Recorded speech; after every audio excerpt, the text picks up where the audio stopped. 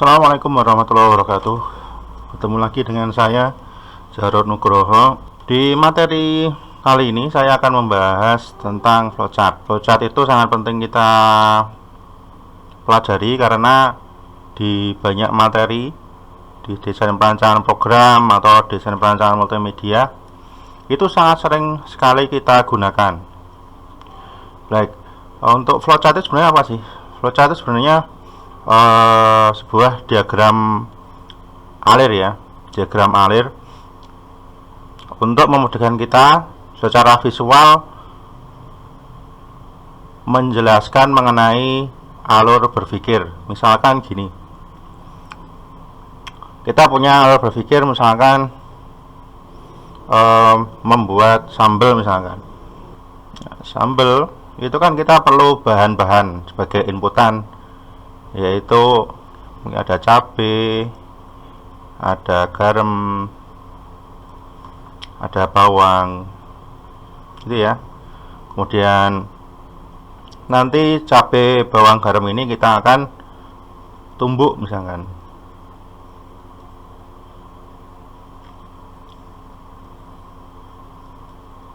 Ini ya. Kemudian nanti sambal siap saji. Nah, seperti ini. Ini kan bisa kita asumsikan sebagai namanya input. Ini ada proses, ada output. Nah, ini adalah berpikir kita dalam mengerjakan pekerjaan kita sehari-hari. Atau kita bisa menggunakan beberapa logika tambahan, misalkan kita membuat sambal pedas gitu ya. Nah, kita harus menambahkan beberapa bahan misalkan supaya pedas, berarti kita bisa membuat sebuah algoritma dengan sebuah logika gitu ya, yang sederhana. Misalkan kita membuat sambal pedas, nah seperti ini. Langkah pertama, siapkan cabai, bawang, kemudian garam. Nah, seperti ini. Kemudian tumbuk semua bahan. Nah, seperti ini. Kemudian kita ke logika ya.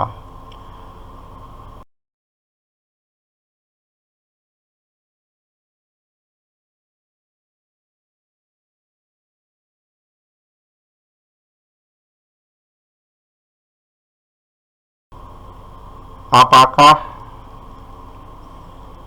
sambal terasa pedas? Nah, jawabnya ada jika iya, sambal siap. Nah, jika tidak, tambahkan cabai, kemudian ulangi langkah 2 misalkan. Kemudian nanti jadi sambal siap saji.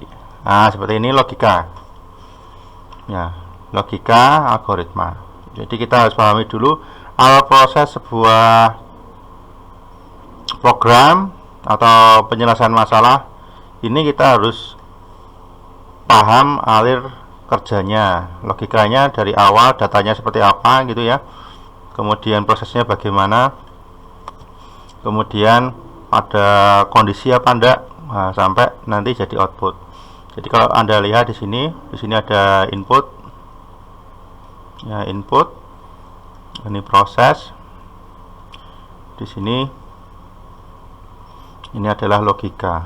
Logika itu kalau di komputer itu cuma ada 2, yaitu ya dan tidak. Jadi tidak ada istilah ragu-ragu, itu tidak ada. Semuanya ada ya dan tidak.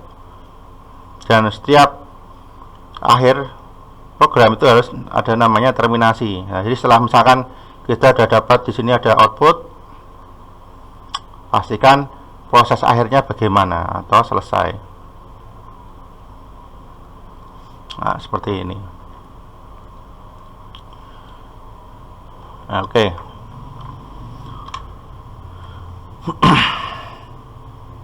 Kita lanjutkan ke flowchart. Oke, flowchart seperti ini nih. Flowchart itu adalah diagram alir ya. Flow itu alir, chart itu diagram. Ini flowchart. Nah, ini di sini ada beberapa simbol yang umum digunakan. Ini ada biasanya kapsul ya, ini gambarnya kayak kapsul gitu. Jadi ini bukan kotak tapi kapsul. Ini di sini, oh sorry. Nah, di sini ada namanya kapsul. Ya, kapsul seperti ini digunakan untuk start atau dan end, ya, mulai dan selesai. Jadi harus tahu mulainya kapan, selesainya kapan. Jadi komputer itu harus dikasih tugas, itu harus tahu kapan dia mulai dan kapan dia selesai. Kemudian ada namanya input, ya, ada input dan output atau read sama write. Nah, seperti ini. Nah, ini nih, untuk input dan output. Ya, bentuknya seperti jajaran genjang seperti ini. Kemudian ada juga namanya logika. Logika ini biasanya dipakai untuk if, switch, dan seterusnya. Ini ada namanya logika. Kemudian untuk selanjutnya ada namanya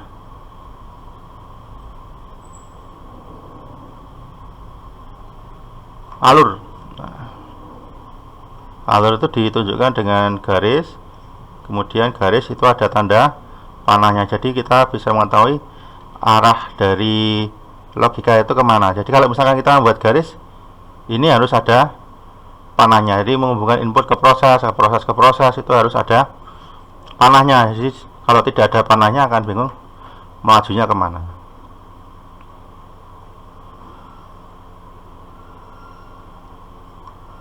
Kemudian ada sambungan. Nah, kalau misalkan kita tidak cukup dalam, oke, kita lanjutkan ke sambungan.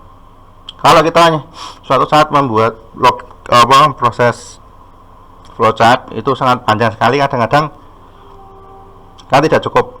Nah, biasanya kalau kita bikinnya sambungan itu adalah satu halaman, maka kita bisa menggunakan lingkaran seperti ini, kemudian dikasih nomor. Kasih nomor dalam satu halaman ya, ini sambungan satu halaman. Kemudian kalau halamannya berbeda bagaimana? Nah, kalau halamannya berbeda berarti kita ada istilahnya sambungan beda halaman. Nah, kita menggunakan segi 5 seperti ini, hadapnya ke bawah. Nah, kita kasih nomor.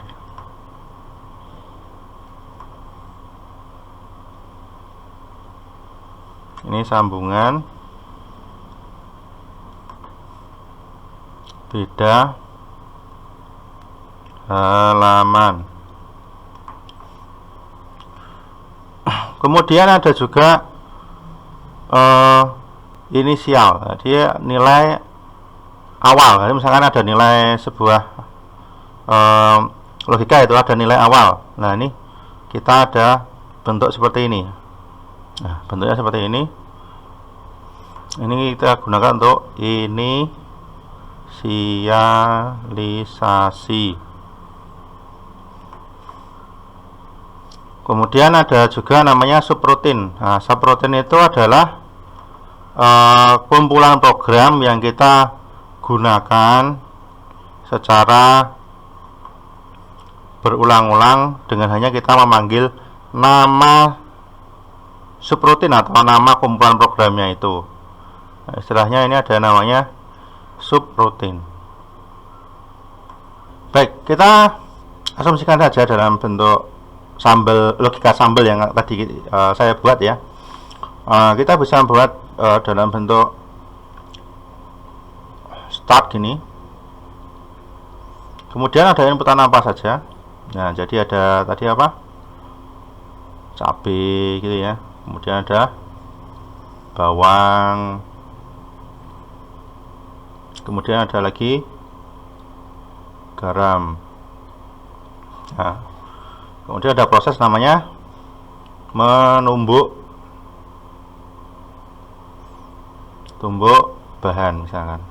Nah, kita kotak karena dia adalah proses gitu ya.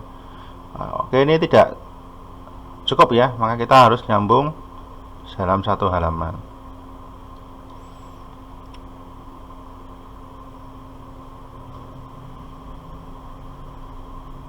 Kemudian apakah pedas? Nah, itu ya.